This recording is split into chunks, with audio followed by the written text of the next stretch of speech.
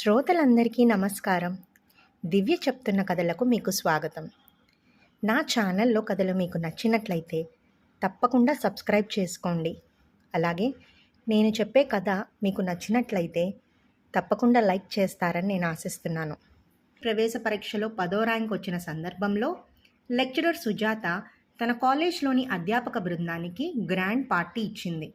ప్రిన్సిపల్తో సహా స్టాఫ్ అందరూ ఆమె చుట్టూ చేరి అభినందన పరంపరలు అందిస్తుంటే, మేడం, వీళ్ళబ్బాయి తేజ సాక్షాత్తు శ్రీరామచంద్రుడు.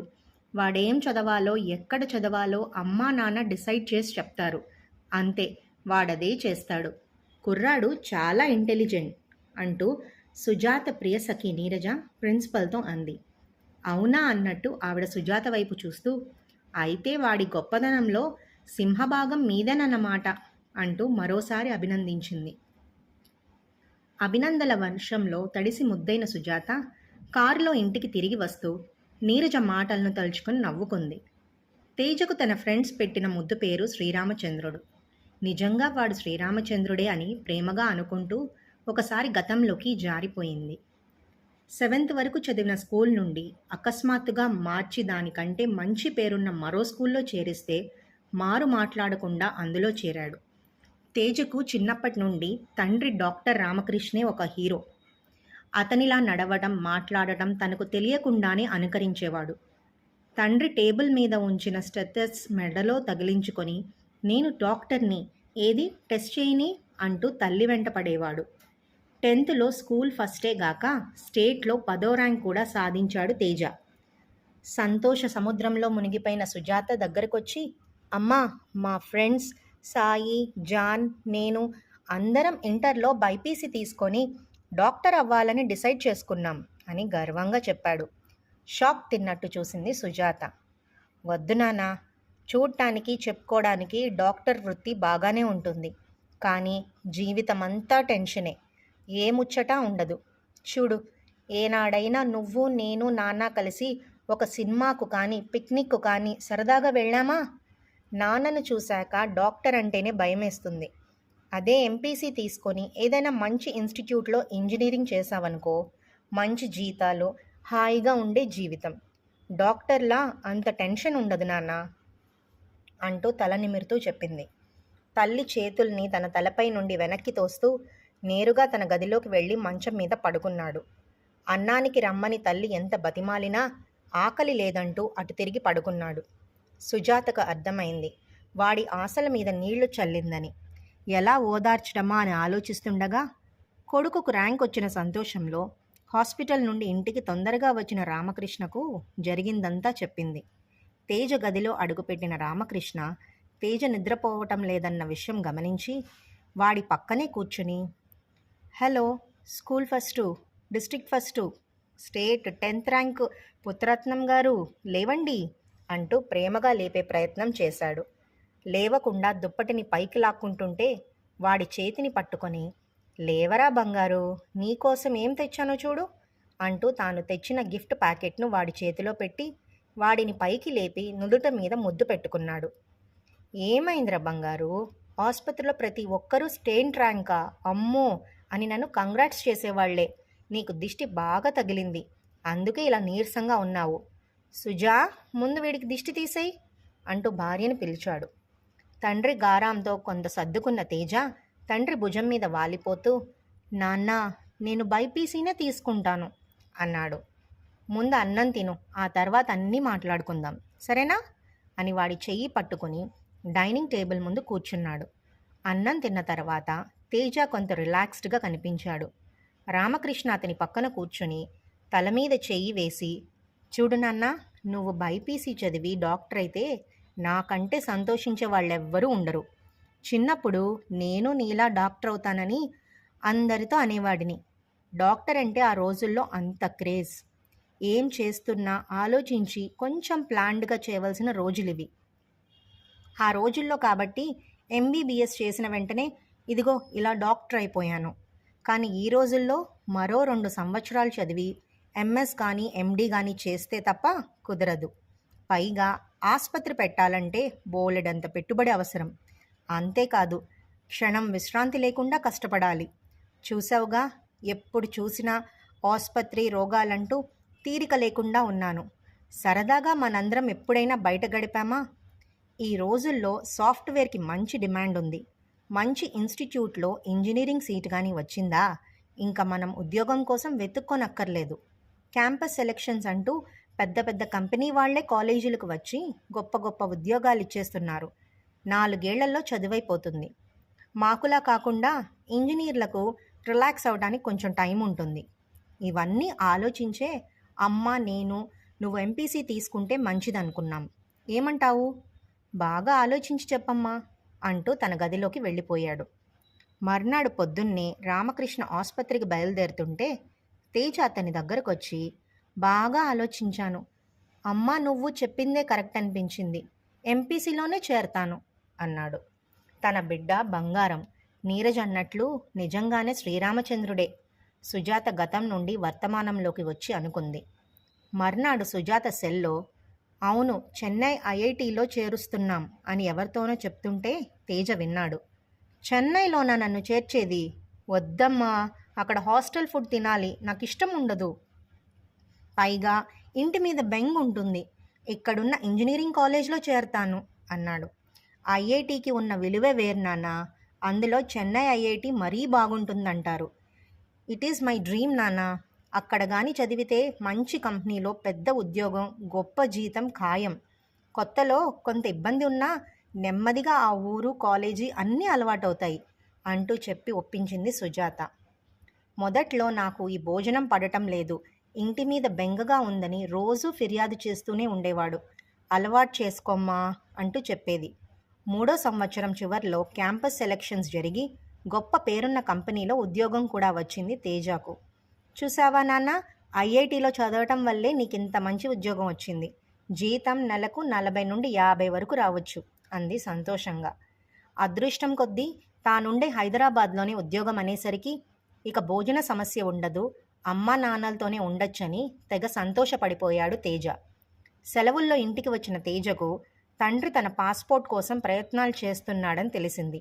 తల్లిని అడిగాడు, అదేంట్రా, బీటెక్ అవగానే యుఎస్ వెళ్ళి ఎంఎస్ చేయాలిగా, మంచి యూనివర్సిటీలేవో అక్కడికి ఎలా అప్లై చేయాలో నెట్లో చూసి అన్ని వివరాలు సేకరించి ఉంచాం అంది.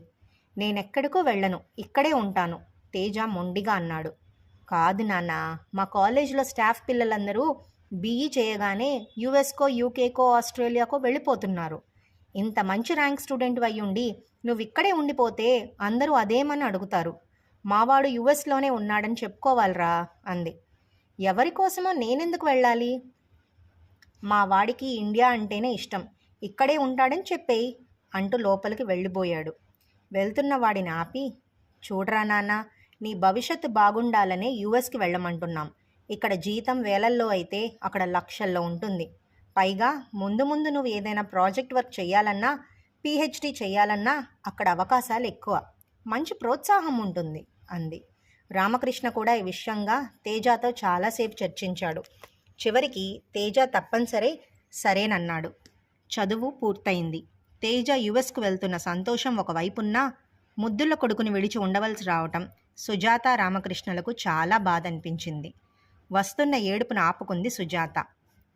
విమానాశ్రయంలో తనను సాగనంపడానికి వచ్చిన తల్లిదండ్రులను చూస్తుంటే తేజ కళ్ళల్లో నీళ్లు తిరిగాయి. అక్కడ ఫుడ్ నాకు నచ్చుతుందా? అక్కడ నాకెవ్వరూ తెలియదు. ఇంటి మీద బెంగగా అనిపిస్తుంది.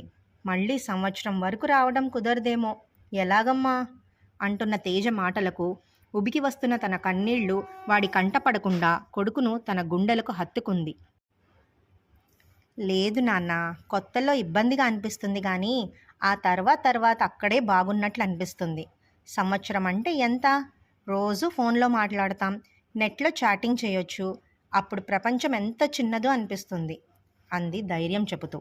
వస్తున్న కన్నీళ్లు కొడుకు కంటపడకూడదని అటు తిరిగిన రామకృష్ణ కళ్ళు తుడుచుకొని కొడుకు వైపు తిరిగి, నీకు కానీ గ్రీన్ కార్డు వచ్చేసిందనుకో, మేమిద్దరం నీ దగ్గరికే వచ్చేస్తాం, సరేనా అన్నాడు.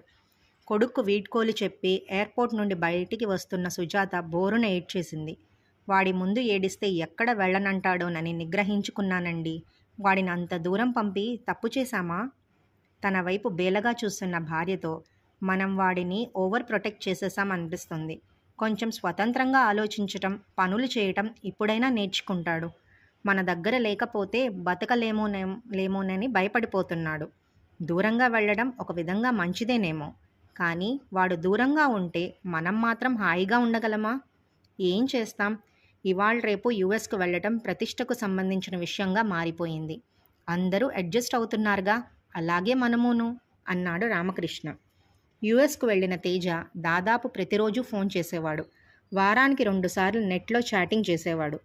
భోజనం నచ్చటం లేదు, మీ మీద బెంగగా ఉంది అన్నదే అతను క్రమం తప్పకుండా చేసే ఫిర్యాదు. తిరిగి వచ్చేస్తే తమ పరువు పోతుంది, మంచి భవిష్యత్తు చేతులారా చెడగొట్టుకున్నట్టు అవుతుంది. కాబట్టి అతనికి ధైర్యం కలిగేలా మాట్లాడేవాళ్ళు సుజాత, రామకృష్ణలు. నెమ్మదిగా తేజ స్థిరపడుతున్నట్లు అనిపించింది. వారానికి 2 సార్లు మాత్రమే ఫోన్ చేస్తున్నాడు. 10 రోజులకోసారి చాటింగు. ఒక మంచి ఫ్రెండ్తో కలిసి ప్రాజెక్ట్ వర్క్ చేస్తున్నానని, అందులో చాలా బిజీగా ఉండటం వల్ల ఎక్కువగా ఫోన్ చేయలేకపోతున్నానని చెప్పాడు. తేజకు పెళ్లి సంబంధాలు రావటం మొదలుపెట్టాయి. ఇంగ్లీష్ లెక్చరర్ ప్రమద ద్వారా బీటెక్ చదివిన తన కూతుర్ని చేసుకుంటారేమోనని నీరజ ద్వారా అడిగించింది. తెల్లగా అందంగా ఉండే తేజకు కొంచెం ఛాయ్ తక్కువగా అనిపించే ఆ అమ్మాయి సరిపోదనిపించింది. సుజాతకు బంగారు బొమ్మ లాంటి అమ్మాయే కోడలు కావాలనే పట్టుదలతో ఉన్న సుజాత ఆ సంబంధాన్ని సున్నితంగా తిరస్కరించింది. ఏ పిల్లను చూసినా ఏదో ఒక లోపం ఆమెకు కనిపించేది. ఎన్నో ప్రయత్నాల మీద తాను అనుకుంటున్నట్లుగా ఉన్న ఏలూరు సంబంధంతో తృప్తి చెంది దాదాపు ఖాయం చేసుకున్నారు. ఈ విషయం ఈమెయిల్ ద్వారా తేజకు తెలియజేసింది. తేజ దగ్గర నుండి 3 వారాలుగా ఒక ఫోన్ రాలేదు. ప్రాజెక్ట్ వర్క్లో బిజీగా ఉన్నాను, అవసరమైతే నేనే చేస్తాను, మీరు చెయ్యవద్దని చెప్పడంతో సుజాత ఫోన్ చేయలేకపోయింది. రోజు ఈమెయిల్ చెక్ చేసేది, కానీ అది 3 వారాలుగా ఖాళీగానే ఉంది. కంగారు పడ్డారు సుజాత, రామకృష్ణలు. కనీసం ఈరోజైనా విషయం తెలుసుకుందామని కంప్యూటర్ ముందు కూర్చున్న సుజాత తేజ ఈమెయిల్ చూడగానే సంతోషంగా రామకృష్ణని పిలిచింది. ప్రియమైన అమ్మా నాన్నలకు, ఇన్ని రోజులుగా ఫోను కానీ, చాటింగ్ కానీ, ఈమెయిల్ కానీ ఇవ్వక మిమ్మల్ని చాలా బాధ పెట్టాను, క్షమించాలి. జోన్స్ అనే అమ్మాయి నాతో పాటు ప్రాజెక్ట్ వర్క్ చేస్తోంది. తల్లి నల్లజాతి, తండ్రి అమెరికన్. రంగు కొంచెం తక్కువే కానీ ఆ అమ్మాయి చాలా మంచిది. మన దేశమన్నా సంప్రదాయాలన్నా చాలా ఇష్టం. ఒకసారి మన దేశానికి వచ్చి మన హైదరాబాద్లో 1 నెల రోజులుందట. కొత్తలో ఇక్కడి భోజనం పద్ధతులు నచ్చక అవస్థ పడుతుంటే మన తెలుగు భోజనం వండి పెట్టేది. అమ్మా, ఆ అమ్మాయి అంతా నీకులానే. నాకేది మంచిదో ఏది వద్దో అన్నీ చెప్పేది. చాలా క్లోజ్గా ఉండేవాళ్ళం. పోయిన వారం అనుకోకుండా మా పెళ్లి జరిగిపోయింది. మీకు ఇది చాలా షాకింగ్గా ఉంటుందని తెలుసు. నన్ను క్షమించండి. మీ ఆశీస్సులు నాకు కావాలి. మీరు రమ్మని ఒక వారం రోజుల్లో ఈమెయిల్ ఇస్తే ఇద్దరం వస్తాం. అలా వారం రోజుల్లో మీ మెయిల్ కానీ రాకపోతే మీరు నన్ను క్షమించలేదని అర్థం. ఇంకా ఎప్పటికీ ఇక్కడ ఉండాల్సిందే. మీ తేజ. తేజ ఈమెయిల్ చదివిన సుజాత ముందు మాట రాక పిచ్చి పట్టిన దానిలా అలా చూస్తూ ఉండిపోయింది. తొందరగానే షాక్ నుండి తేరుకున్న రామకృష్ణ ఆమె భుజాలను పట్టుకొని కుదపగా, ఇదేమిటండి, మన తేజానా ఇలా అని వెక్కి వెక్కి ఏడ్చింది. ఆ రోజంతా ఏడుస్తూనే ఉంది. నాన్న అని తప్ప ఏనాడైనా వాడిని పేరు పెట్టి పిలిచామా? ఏం చేసినా వాడి మంచి కోసమే కదా చేశాం. చివరికి ఏం చేశాడో చూసారా? మనకు కాకుండా పోయాడు అంటూ ఏడుస్తూనే ఉంది. 2 రోజుల వరకు ఇల్లు కదల్లేదు. రామకృష్ణ కూడా ఆసుపత్రి వైపు చూడలేదు. 3వ రోజు బాధ తీవ్రత కొంచెం తగ్గినట్లు అనిపించింది. ఒంటరిగా చాలాసేపు ఆలోచించాడు. నెమ్మదిగా వచ్చి సుజాత పక్కన కూర్చొని, సుజా, నేను చెప్పేది కొంచెం ఆలోచించి చూడు. బాధపడుతూ కూర్చోకు. జరిగిపోయిన దానికి మనం ఏమీ చేయలేం. ఏం చేయాలన్నది ఆలోచిద్దాం అన్నాడు. సుజాత కన్నీళ్లు తుడుచుకుంటూ, వాడు మన ప్రాణం అనుకున్నాం, కానీ ఈనాడు ఆ ప్రాణం దూరం అయిపోయింది. ఇక మనం బతకటం ఎందుకు? తల మీద చేతులతో కొట్టుకుంది. సుజా, ఆవేశపడకు. మన కోరికలకు తగ్గట్టుగా వాడిని మలుచుకున్నాం. వాడికి తెలిసిన లోకం నువ్వు నేనే. వాడికి ఇష్టమైనా కష్టమైనా మనం చెప్పిన దాంతోనే రాజీ పడేవాడు కదా.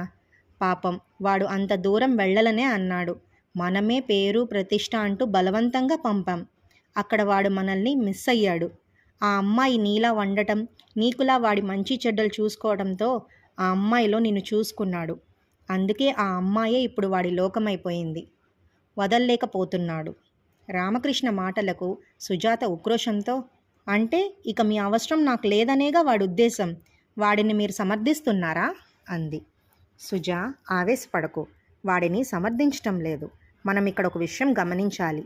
ఈమెయిల్లో ఏమన్నాడు? మీకిష్టం లేకపోతే ఇక రానని అన్నాడే కానీ మీకిష్టం లేకపోతే ఆ అమ్మాయిని వదిలేస్తానని అనలేదు. అంటే వాడు మనల్ని వదలడానికైనా సిద్ధమే కానీ ఆ అమ్మాయిని కాదు. కానీ వాడు మనకు కావాలి. మనం బతికేదే వాడి కోసం. పరిస్థితులు మనకు అనుకూలంగా లేకపోతే ఉన్న పరిస్థితులతో మనం రాజీ పడక తప్పదు. అయితే ఏం చేయాలన్నట్లు సుజాత అతని వైపు చూసింది. వాడిని రమ్మందాం. ఆ పిల్ల మనకు నచ్చకపోవచ్చు, కానీ వాడికి నచ్చింది. చిన్నప్పటి నుంచి మన కోసం ఎన్నో విషయాల్లో వాడు సర్దుకుపోయాడు. వాడి కోసం ఈ విషయంలో మనం రాజీ పడదాం. వాళ్ళిద్దరినీ పిలిపించి మన పద్ధతిలో ఇక్కడ పెళ్లి జరిపిద్దాం. మన బిడ్డ మనసు గెలుచుకున్న అమ్మాయిని మనము దగ్గరకు తీసుకుందాం. ఏమంటావు? నాకు మనసొప్పట్లేదండి అని ఏడుస్తూ బెడ్రూంలోకి వెళ్ళిపోయింది. ఆ రాత్రి మంచి నిద్రలో ఉన్న రామకృష్ణ ఒక్కసారిగా మెలకువ వచ్చి వెనక్కి తిరిగి చూస్తే పక్కన సుజాత కనిపించలేదు.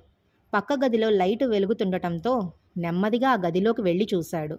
సుజాత కంప్యూటర్ ముందు కూర్చొని ఉంది. చప్పుడు చేయకుండా ఆమె ఇస్తున్న ఈమెయిల్ చదివాడు. నాన్న, మీరిద్దరు ఇక్కడికి ఎప్పుడు వస్తున్నారు? తెలియజేయండి. మన పద్ధతిలో మీకు పెళ్లి చేయాలి కదా. కథ ఇక్కడితో సమాప్తం. తిరిగి మరో చక్కటి కథతో మళ్ళీ కలుసుకుందామండి. అంతవరకు సెలవు మరి. నమస్కారం.